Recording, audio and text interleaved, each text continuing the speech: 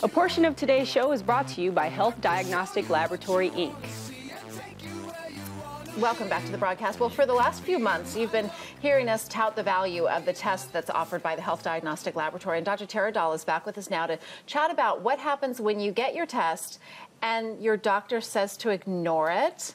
I can't imagine that a doctor would say that, but sometimes it's the patients that ignore it as well. Well, it goes both ways, absolutely. I think there's this knowledge gap that people have, and we need to talk about this. Yeah. Because if you're going to go through the effort of getting a more advanced panel done to get information, critical information about your genetics, about your risk for heart disease, about your risk for diabetes, answers to why you might be tired. All of these things, these are powerful information. So if you get that report and then say, well, I don't really want to know the results because I kind of don't want to deal with it. Well, or maybe I don't want to change my diet. It doesn't make sense. I mean, there's people in our company that get screened through our own employee wellness screening who have the test done and never, kind of don't want to know the results, and it doesn't make sense. We have to act on this, or we can't make a difference. We can't change it. You just hit the nail on the head, though. A lot of people will say, I don't want to change my lifestyle. I don't want to start exercising. Exactly. I don't want to change the way I'm eating. I don't want to start taking supplements. I don't.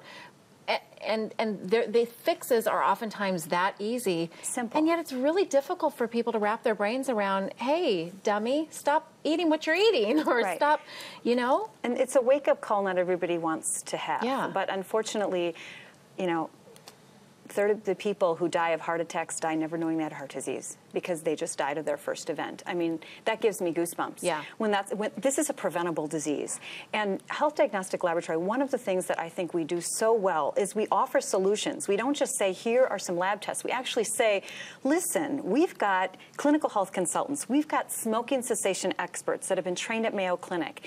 We have people who are willing to work with you, take your hand, help you through this, meet you where you're at, understand what stage of change you're at. I mean, if you're not even anywhere close to making a change, we guide our education in a direction that makes sense for you. If you're someone who's ready to take action, we know how to, advise you differently. So it's just so important. And I really want to talk to the issue with the doctors, because this happened recently last year. It actually happens more often than you want to admit.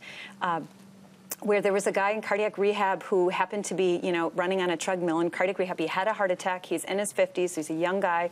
He was working out with another guy who had a heart attack and who happened to be seen at our clinic. And so they were talking, and he said, hey, you need to go to Dr. Dahl's clinic because they do this advanced testing and really need to know that you're doing the right things to prevent you from having another heart attack. Nowadays, we need to keep people out of the hospital. We need to prevent them from having subsequent events. Because sometimes the medication that their doctor has them on is may killing be wrong. them. Yeah. It may be the wrong thing, and actually they need something different because of their genetic makeup. And the thing is, our testing can tell us that information. So this particular gentleman came to our clinic, got his lab testing done, came in for a consult with me. Sure enough, he was on a statin, which, doctors give you after you have a heart attack, but his panel was just lit up red. He had high lipoprotein little a. He had evidence of potentially even congestive heart failure based on some of the labs that we were seeing. That statin was not working for him. And the statin did not get his particles down, did not get his ApoB down, and we found out that he was hypothyroid pretty significantly, and that wasn't being treated. Well, that causes, heart problems, and dysfunction is super easy to revert and to fix. Yeah.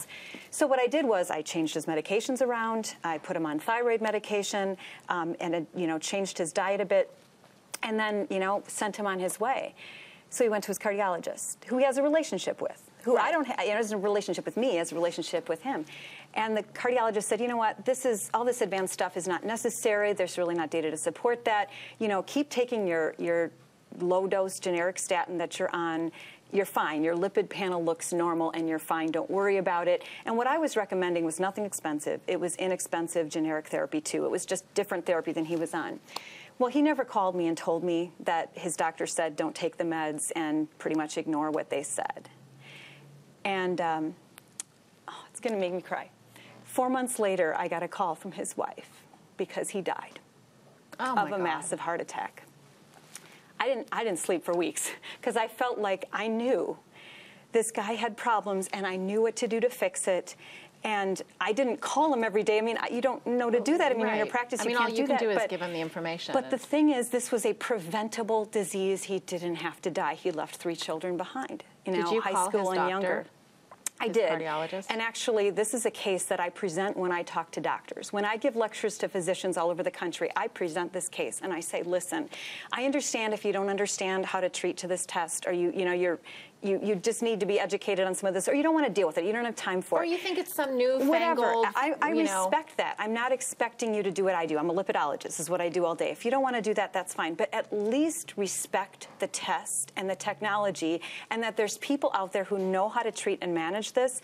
Part of what we offer at HDL is assistance to doctors. We have a very comprehensive website with resources for doctors. CME education. I provide lectures where they can go online and get CME credit for it, learn about the testing, learn how to treat it. I mean, we have so many resources we can give people, and there's just no excuse to ignore this information when it's sitting right in front of you. You know, the good news, Tara, is that since we've been doing these segments here on the broadcast, you have had a lot of doctors who have contacted you, and a lot of doctors now sending their patients there, and that's the whole purpose of this, and it makes me so happy to know that people are responding, and you're able to help people so that that doesn't have to happen again. Right. Okay, you can get more information about the Health Diagnostic Laboratory by going to their website, hdlabinc.com. You can also call them at the number right there on your screen. It's a call that you want to make. Don't let it go. And we're back with more broadcast right after this.